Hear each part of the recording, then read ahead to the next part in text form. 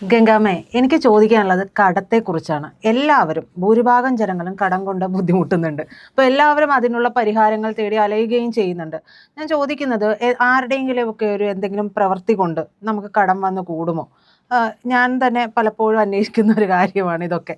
കാരണം അത്രമേൽ പലരും ജീവിതം അവസാനിപ്പിക്കുന്ന രീതിയിലേക്ക് വരെ പോകാറുണ്ടല്ലോ. അത്തരത്തിലുള്ള എന്തെങ്കിലും അനുഭവങ്ങൾ ഗംഗാമ്മയ്ക്ക് പറയാനുണ്ടോ? അനുഭവങ്ങളുടെ മാത്രമേ പറയാനുള്ളൂ. അതായത് അനുഭവങ്ങൾ ഒരുപാടുണ്ട്. ഒരുപാട് ആൾക്കാർ അങ്ങനെ പറഞ്ഞിട്ട് തന്നെ വിളിക്കുന്നുണ്ട്. ഈ കടം എന്നുള്ളൊരു വാക്കുണ്ടല്ലോ, ഈ കടമാണെന്ന് ചിന്തിച്ച കടന്നെ ഉണ്ടാവുള്ളൂ. എല്ലാം നമ്മുടെ ഈ തത്വമസി അഹം ബ്രഹ്മാസ്മി എന്ന് കയറണ്ടല്ലോ. തത്ത് അത് അസി നീ ആകുന്നു എന്നാണ്. തത്ത് അതായത് തത്വം എന്ന ആ ബ്രഹ്മം, തത്ത് അത് ആ ബ്രഹ്മം നീ ആകുന്നു എന്നാ പറയണത്. അപ്പം നമ്മളാണ് ബ്രഹ്മം. ആ ബ്രഹ്മമായി നമ്മൾ വിചാരിക്കുകയാണ് എനിക്ക് നാളെ കടാണ്, എന്ത് ചെയ്യും? വൈകുന്നേരം വരെ ആലോചിക്കുകയാണ് എനിക്ക് കടാണ്, എന്ത് ചെയ്യും? അതായത് ഞാൻ പോയൊരു പ്രശ്നം പരിഹരിച്ചു എന്ന് വിചാരിക്കുക, അയാൾ വിചാരിക്കുകയാണ് എനിക്ക് കടാണ്, എനിക്ക് പ്രശ്നം മാറിയിട്ടില്ല, അപ്പം ഞാൻ പരിഹരിച്ചതിന് വല്ല കാര്യമുണ്ടോ? കാരണം ഇതെവിടെയാണ് ഫീഡ് ചെയ്ത് വെക്കണത്? നമ്മുടെ ബോഡിയിൽ തന്നെയാണ്. ആ ബോഡിയിൽ ഊർജം ക്രിയേറ്റ് ആവണത് എങ്ങനെയായിരിക്കും? പ്രശ്നമാണെന്ന് മാത്രമായിരിക്കും. ഇപ്പോൾ ഒരാൾക്ക് ഒരു കാര്യങ്ങൾ ചെയ്തു വെച്ചിട്ടുള്ള കുറേ കാര്യങ്ങളുണ്ടോ, നമ്മളായിട്ട് നമ്മുടെ കർമ്മയിൽ ചെയ്തു വെച്ച കുറേ കാര്യങ്ങൾ, അത് നമ്മളെ ബാധിക്കണത് ഫിനാൻഷ്യൽ നമ്മുടെ ഇവിടുത്തെ നാട്ടിൽ ചിലവ് ഒരുപാട് വർധനയാണ്, നമുക്ക് വരവ് കുറവാണ്. നമുക്ക് പണ്ട് 1000 രൂപ ഉണ്ടെങ്കിൽ സുഖസുന്ദരമായിട്ട് ഒരു വർഷം ജീവിക്കായിരുന്നു. ഇന്ന് 1000 രൂപ ഒരു ദിവസത്തിന് തികയുന്നില്ല. കാരണം അത്രയും ജാസ്തി ചിലവാണ്. കാരണം അന്നത്തെ കാലത്ത് ഒരു വ്യക്തിക്ക് 2 വസ്ത്രമാണ് ഉണ്ടായിരുന്നത്. ഇന്നത്തെ കാലത്ത് ഇട്ട് മൂടാനുള്ള ഡ്രസ്സുണ്ട് ഇല്ലേ? അതുപോലെ ഫുഡ് നമ്മൾ കഴിച്ചിരുന്ന അന്നത്തെ കാലത്ത് 2 രൂപയുടെ അരി ഇന്ന് കിട്ടണമെങ്കിൽ എത്ര കൊടുക്കണം? 46 രൂപ കൊടുക്കണം. അപ്പം ചിലവ് വർദ്ധിച്ചു, പക്ഷെ നമ്മുടെ വരുമാനം വർദ്ധിക്കണില്ല. വരുമാനം അവിടെ തന്നെ നിൽക്കുകയാണ്. അത് കൂടെ നമ്മൾ കുറേ EMI അത് ഇത് മറ്റൊന്ന്, കാരണം നമ്മുടെ പോഷ് ലൈഫിലേക്ക് പോവുകയാണ്. നമ്മൾ പഴമയിൽ നിന്നിരുന്ന നമ്മൾ പോഷ് ലൈഫിലേക്ക് പോകുമ്പോൾ നമുക്കറിയാതെ വരുന്നൊരു ഭാണ്ഡമാണ് കടം. പക്ഷെ ആ കടത്തിന് നമ്മൾ ഭയന്നിട്ട്, ഒന്നാമത് നമുക്ക് മടി, എന്താണ് ഇതിൽ നിന്ന് മറികടക്കാൻ ഫേസ് ചെയ്യാനുള്ള മടി. അപ്പോഴാണ് സൂയിസൈഡ് അറ്റംപ്റ്റ് ചെയ്യുക. ബാധ്യത എനിക്ക് മാറ്റാൻ പറ്റില്ല. ഗംഗാമ്മ ഒരു ദിവസം എന്തെല്ലാം ജോലി ചെയ്യണമെന്നറിയോ? എന്തിനു വേണ്ടിയിട്ടാണ്? അതായത് ഞാനെന്ന വ്യക്തി തയ്ക്കും. ഞാൻ ഇടുന്ന ബ്ലൗസൊക്കെ ഞാൻ തയ്ക്കണതാണ്. ഞാൻ കുളിക്കാനുള്ള ഷാമ്പു ഞാൻ ഉണ്ടാക്കണതാണ്. ഞാൻ പല്ല് തേക്കാനുള്ള പേസ്റ്റ് ഞാൻ ഉണ്ടാക്കണതാണ്. അതുപോലെ തന്നെ ഞാൻ തേക്കുന്ന എണ്ണ ഞാൻ ഉണ്ടാക്കണതാണ്. എനിക്ക് ഉപയോഗിക്കാനുള്ള സർവത്ര സാധനങ്ങളും ഞാൻ ഉണ്ടാക്കണതാണ്. അത് ഞാൻ പഠിച്ചിട്ടാണല്ലോ ചെയ്യണത്. മറ്റൊരാളത് ചെയ്യാൻ പറയല്ല ഞാൻ. പക്ഷെ അപ്പം എനിക്ക് അവിടെ സേവ് ചെയ്യാൻ പറ്റും, കുറേ കാര്യങ്ങൾ എനിക്ക് സേവ് ചെയ്യാൻ പറ്റും.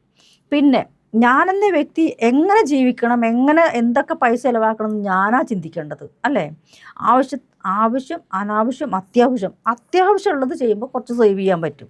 അതൊന്ന്. രണ്ടാമത്തെ കാര്യം, നമ്മൾ സൊസൈറ്റിയിൽ ആ വ്യക്തി ഇങ്ങനെയാണ്, അപ്പം ഞാനും ഇങ്ങനെ ജീവിക്കണം എന്നുള്ള ചിന്ത.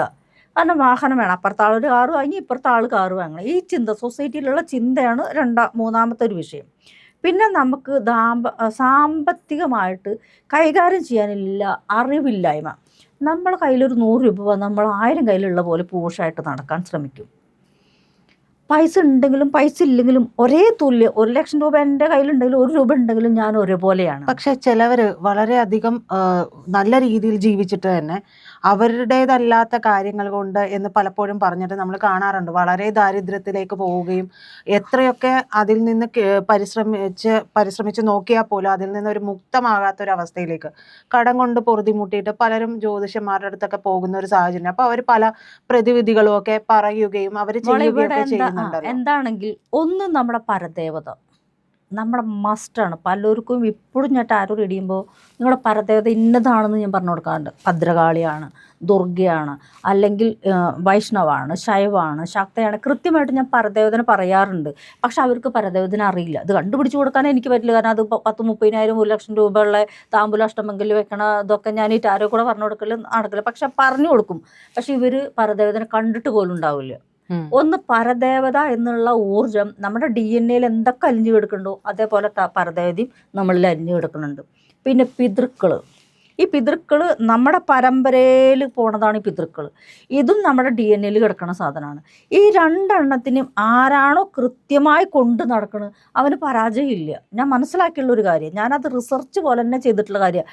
ആരാണോ പരദേവതേനെയും പിതൃക്കളും കൃത്യമായി കൊണ്ട് നടക്കണോ അവർക്ക് ഒരു പ്രശ്നവുമില്ല. ആരാണോ ഇവരെ നോക്കാതെ എത്ര പൈസക്കാരാണേലും, ഒരുപാട് പൈസക്കാരെൻ്റെ അടുത്ത് ടാരോ റീഡ് ചെയ്തു, ഒരുപാട്, അതായത് അഡ്വക്കേറ്റ്സ്, അതുപോലെ തന്നെ വലിയ വലിയ ബിസിനസ് മാഗ്നറ്റ്സ്, അതുപോലെ തന്നെ വലിയ ജ്യോത്സ്യന്മാർ, ഒരുപാട് സമൂഹത്തിൽ ഡോക്ടേഴ്സ്, സമൂഹത്തിൽ വലിയ നിലയിൽ നിൽക്കുന്ന ഒരുപാട് പേര് എൻ്റെ അടുത്ത് ടാരോ റീഡ് ചെയ്താലും പലർക്കും അല്ല, എല്ലാവർക്കും പ്രശ്നമാണ്.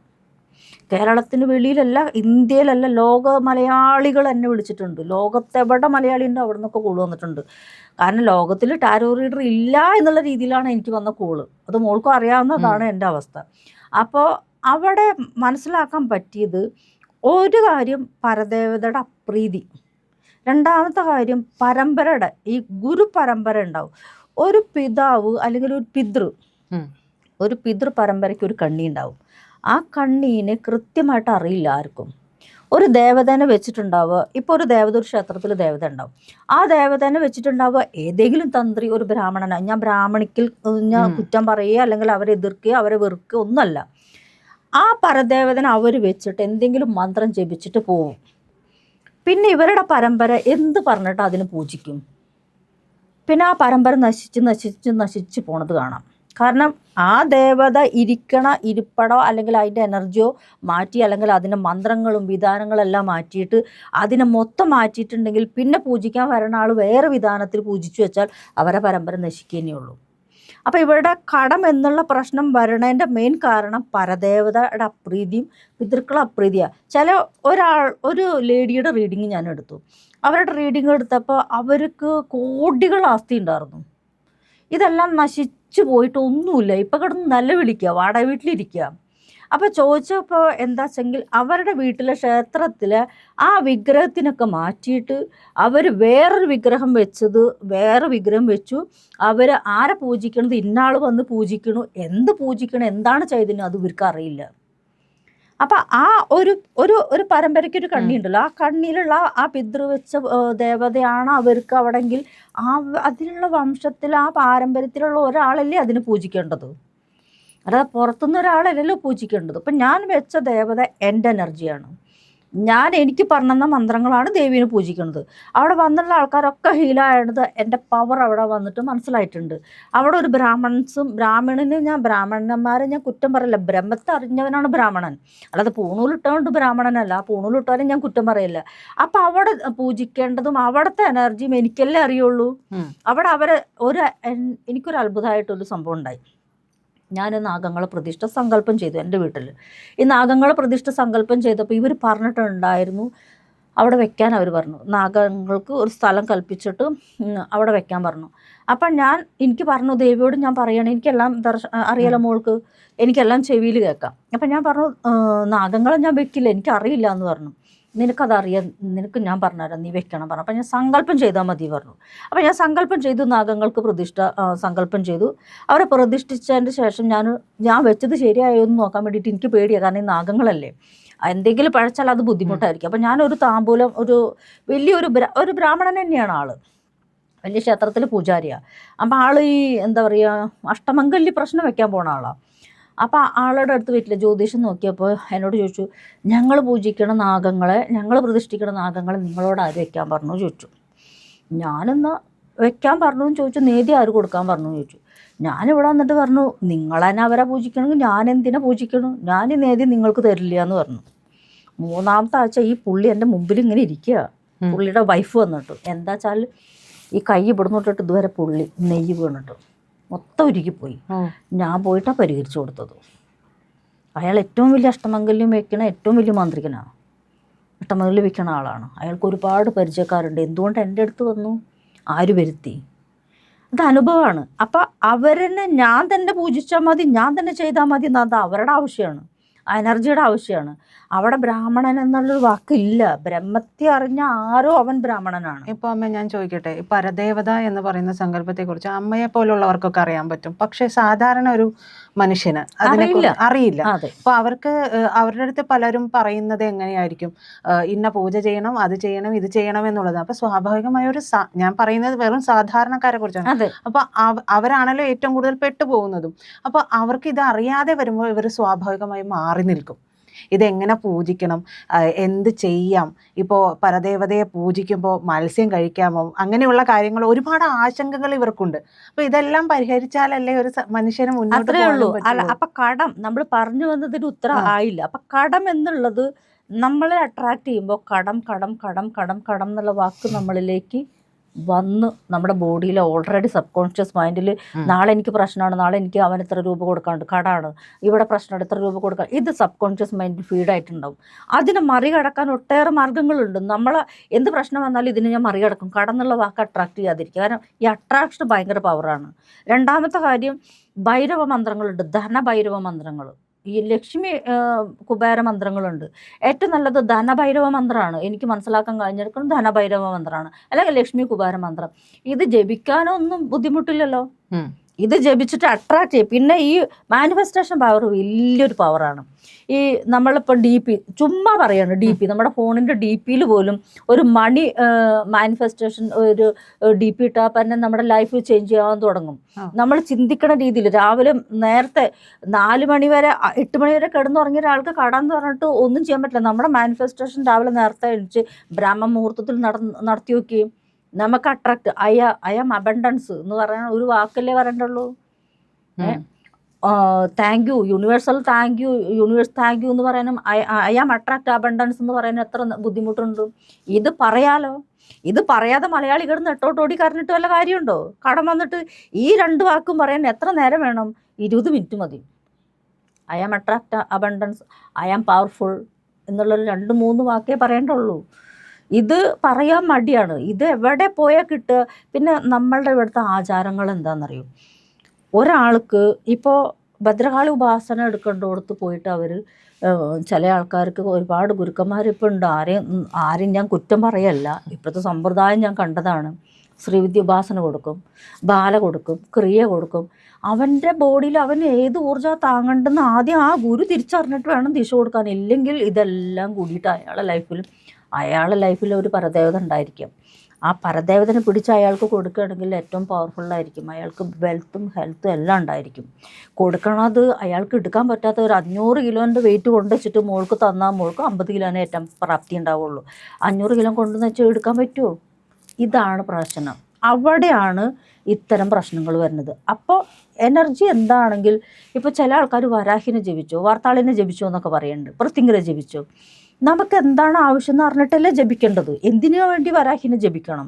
പ്രൊട്ടക്ഷനാണ്. പ്രൊട്ടക്ഷൻ എത്ര വേറെ മന്ത്രങ്ങളുണ്ട്.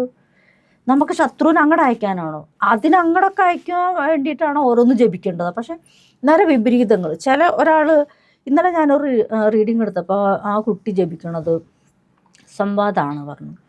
15 വയസ്സായ കുട്ടി സംവാദം. ഒരുപാടുണ്ട് അത് സംവാദം. 8 അംഗം ഉണ്ട്. ഈ സംവാദം എന്തിനു വേണ്ടിയിട്ടാണ് ജപിക്കണമെന്ന് ഞാൻ ചോദിച്ചു. അറിയോ എന്തിനാണ് സംവാദം ജപിക്കണതെന്ന്?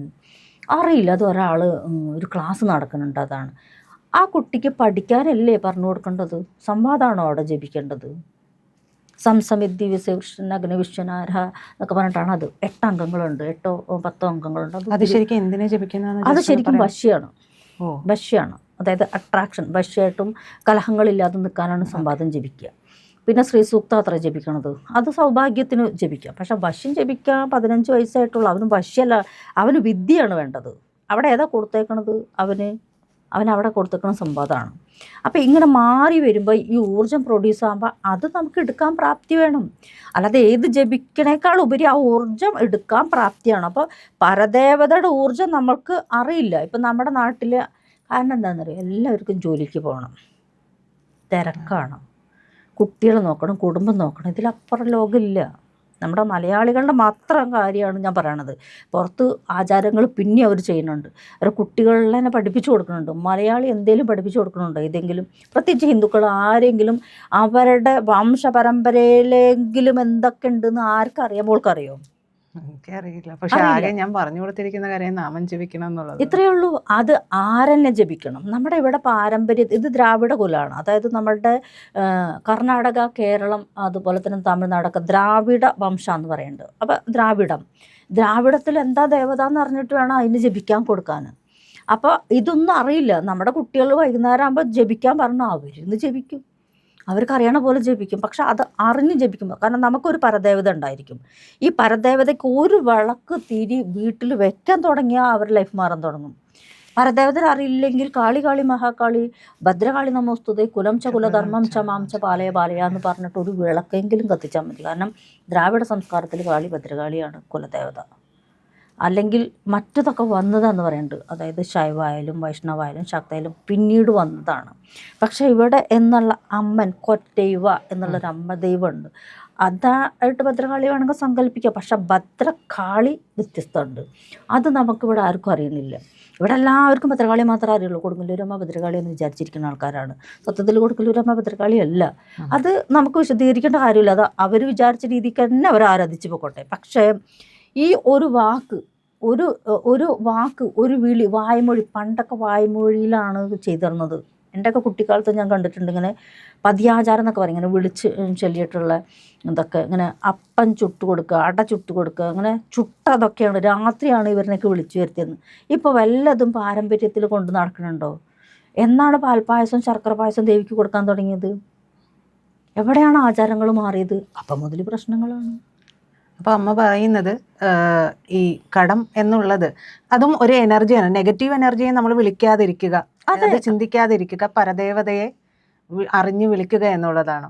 മോളെ, ഞാൻ തന്നെ അതിനൊരു ഉദാഹരണമാണ്. നമുക്ക് ഒരു വയസ്സിൽ ഇപ്പോൾ ഓരോ നക്ഷത്രക്കാർക്ക് ഓരോ ഇതുണ്ടായിരിക്കും. ഇന്ന സമയത്ത് ഇന്ന യോഗം, ഇന്ന സമയത്ത് ഇന്ന യോഗം ഉണ്ടായാലും ഇല്ലെങ്കിലും നമ്മൾക്ക് എന്ത് ചെയ്യാൻ പറ്റുന്നു നമുക്കൊന്ന് പരീക്ഷിച്ച് നോക്കാമല്ലോ. അതായത് എനിക്ക് കടമാണ് എന്ന് വിചാരിച്ച് രാത്രി കിടന്നുറങ്ങുമ്പോൾ അവൻ്റെ ബ്രെയിനിൽ എന്തായിരിക്കും ഫീഡ് ചെയ്ത് വെച്ചിട്ടുണ്ടാവുക? ഇത് അവൻ്റെ സ്വപ്നത്തിൽ എന്തായിരിക്കും കാണുന്നുണ്ടാവുക? ഈ കടം നമ്മളെന്താണോ ചിന്തയ്ക്ക് കൊടുത്തത് അതന്നെയല്ലേ കാണുള്ളൂ. രാവിലെ എണീക്കുമ്പോൾ ഇവനത് വല്ലാത്ത പ്രഷറൈസറായിട്ട് ഇവൻ്റെ മൈൻഡിൽ കടം എന്നുള്ള വാക്ക് മാത്രമായിരിക്കും. കടം ഇതിങ്ങനെ ചോദിച്ചിട്ടായിട്ട് ഇങ്ങനെ നിൽക്കും. പക്ഷെ അതിന് നേരെ ഓപ്പോസിറ്റായിട്ട് ചിന്തിച്ച് നോക്കി, അബണ്ടൻസ് എന്ന് പറഞ്ഞു നോക്കി. എന്താ അതിനൊരു വാക്ക് പറയാൻ എത്ര ബുദ്ധിമുട്ട്? അതൊന്ന് പരീക്ഷിച്ച് നോക്കാലോ. രാവിലെ 6 മണിക്ക് എണീക്കുന്ന ആൾക്ക് ഒരു 5 മണിക്ക് എണീക്കാമല്ലോ, സ്വന്തം ലൈഫിന് വേണ്ടിയിട്ടല്ലേ. ഞാനത് ചെയ്തിട്ടുള്ളതാ. മണി മാനിഫെസ്റ്റേഷൻ ഭയങ്കര പവർഫുള്ളാണ്. അത് നമ്മുടെ ലൈഫിൽ അത്യാവശ്യമാണ്. മണി മാനിഫെസ്റ്റ് ചെയ്യാൻ നമ്മുടെ ലൈഫിൽ ഒറ്റ കാര്യം, ഇനിയിപ്പോൾ ഒന്നും അറിയില്ല, ഓംകാരം ജപിച്ചിട്ട് മണി മാനിഫെസ്റ്റേഷൻ ചെയ്താൽ മതി. ഓംന്ന് ഒരൊറ്റ വാക്ക് ജപിച്ചിട്ട് മണീനെ അട്രാക്റ്റ് ചെയ്യുക. മണി ഒരു പവറാണ്. ഇത് ആരെങ്കിലും നിൽക്കില്ലല്ലോ. ഇന്ന് എൻ്റെ കയ്യിൽ 1000 രൂപയുണ്ട്, നാളെ എൻ്റെ കയ്യിൽ 1 രൂപ ഉണ്ടാവുള്ളൂ. കാരണം 999 രൂപയും ഞാനൊരു ആവശ്യത്തിന് വേണ്ടി ചിലവഴിച്ചിട്ടുണ്ടാവും. അപ്പോൾ ആ പൈസ അത് അയാളുടെ കയ്യിലാണ്. നാളെ ആ 999 രൂപ വേറൊരാളെ കയ്യിൽ, ഇന്ന് എൻ്റെ കയ്യിൽ ചിലപ്പോൾ 50,000 രൂപ ഉണ്ടായിരിക്കാം. ഇത് പവറല്ലേ, ഇതിങ്ങനെ റൊട്ടേറ്റ് ചെയ്യണ്ടേ. അപ്പോൾ അതിന് ബ്ലോക്ക് ചെയ്ത് ആരെ വെക്കുന്നത്? നമ്മൾ തന്നെ വെക്കണത്. അപ്പോൾ ആരെങ്കിലും കുറ്റം പറയാൻ പറ്റുമോ? പിന്നെ 1 രൂപ ആവശ്യമുള്ളടത്ത് 10 രൂപ ചിലവാക്കണം നമ്മൾ തന്നെയല്ലേ. എന്നിട്ടല്ലേ കടം എന്ന് പറയണത്. നമുക്ക് ആവശ്യം, അത്യാവശ്യം, അനാവശ്യം. അപ്പോൾ അനാവശ്യത്തിൻ്റെ ലിസ്റ്റ് വിട്ടുക, അത്യാവശ്യത്തിൻ്റെ ലിസ്റ്റ് മാത്രം എടുക്കുക, അത്രയേ ഉള്ളൂ. അപ്പോൾ അവിടെ ഇത് ഈക്വലായി നിൽക്കും. ഇതൊക്കെ എനർജി തന്നെയാണ്. എല്ലാതും എനർജിയാണ്. ഡിവൈൻ എനർജിയാണ്, മണി എനർജിയാണ്, ഹെൽത്ത് എനർജിയാണ്, എല്ലാം എനർജിയാണ്. എപ്പോഴാണ് എനർജി ഈക്വൽ അല്ലാതിരിക്കുന്നത് അപ്പം നമ്മുടെ ലൈഫിൽ പ്രശ്നം ഉണ്ടാവും. അതൊരാൾക്ക് ആക്കാനും പറ്റും, അതും ശരിയാണ്. മന്ത്രവാദം കൊണ്ടോ ആഭിചാരം കൊണ്ടോ ഒരാൾക്കിട്ട് പണി കൊടുക്കാനും പറ്റും. അത്ര അനുഭവങ്ങൾ ഒരുപാട് ഉള്ളൊരു വ്യക്തിയാണ് ഞാൻ. എനിക്കായാലും മറ്റൊരാൾക്കാരുടെ ആയാലും എനിക്കിട്ടിട്ട് പണി തരുന്നവരുണ്ട്, ചുമ്മാ ഒരാവശ്യമില്ലാണ്ട്. പക്ഷെ ഞാൻ അതിന് വക വയ്ക്കാറില്ല. കാരണം എന്താണെന്നറിയും, ഇങ്ങോട്ട് വരുമ്പോൾ അത് അങ്ങോട്ട് എങ്ങനെ പോകാമെന്ന് എനിക്ക് നന്നായി അറിയണ കാരണം കൊണ്ട്. കാരണം നമ്മൾ ഒരു ശക്തിനെ എടുക്കുമ്പോൾ ആ ശക്തി നമ്മളെ പ്രൊട്ടക്റ്റ് ചെയ്യും. അത് പ്രപഞ്ച ശക്തിയും കൂടിയാകുമ്പോൾ അത് ആരാണ് ഇങ്ങോട്ട് കൊടുത്തു വിട്ട് അവരങ്ങോട്ട് കിട്ടുമ്പോൾ 1000 കിട്ടും. ഇങ്ങോട്ട് വരുമ്പോൾ 1 കിട്ടുള്ളൂ, അങ്ങോട്ട് വരുമ്പോൾ അത് പോകുമ്പോൾ 1000 അപ്പോൾ അത് കാരണം കൊണ്ട് നമ്മളതിനെക്കുറിച്ച് വറീഡ് അല്ല. പ്രിയപ്പെട്ട പ്രേക്ഷകരെ, പതിവ് പോലെ ഒരിക്കൽ കൂടി ഞാൻ ആവർത്തിക്കുകയാണ്, ഇന്ത്യ ലൈവ് ചാനൽ സബ്സ്ക്രൈബ് ചെയ്യണം. ഒന്നും ചെയ്യണ്ട, നമ്മുടെ ആ ഇന്ത്യ ലൈവിൻ്റെ ലോഗോ ഉണ്ടല്ലോ, IND എന്ന് കാണുന്ന ലോഗോയിൽ ഒന്ന് വിരലമർത്തിയാൽ ചാനലിൻ്റെ പ്രൊഫൈൽ ഓപ്പണായി വരും. അവിടെ സബ്സ്ക്രൈബ് ബട്ടണിൽ ഒന്ന് അമർത്തുക, ഇപ്പുറത്ത് കാണുന്ന ബെൽ ഐക്കണും ഒന്ന് അമർത്തുക. അങ്ങനെ ഞങ്ങളെ സഹായിക്കുക.